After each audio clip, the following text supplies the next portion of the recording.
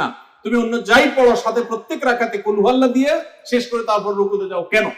তখন সে সাহাবী বলেন, ইয়া রাসূলুল্লাহ, আমি কেন পড়ি? কারণ কোরআনে কারিমে এই একটা সূরা, সূরা ইখলাস বা কুল হুয়াল্লাহ সূরাটা একমাত্র সূরা, যেই সূরার শুরু থেকে শেষ পর্যন্ত সবগুলো আয়াতে শুধু আমার আল্লাহর কথা বলা আছে।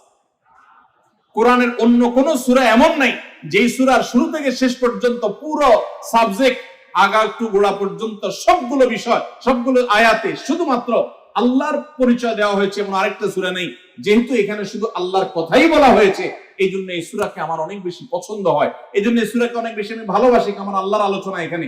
অন্যান্য সূরাতে কোথাও ইতিহাস, কোথাও হালাল হারাম, কোথাও বিধিবিধান, কোথাও অন্যান্য আলোচনা আছে, কিন্তু এই সূরায় শুধু আমার আল্লাহর কথা বলা আছে।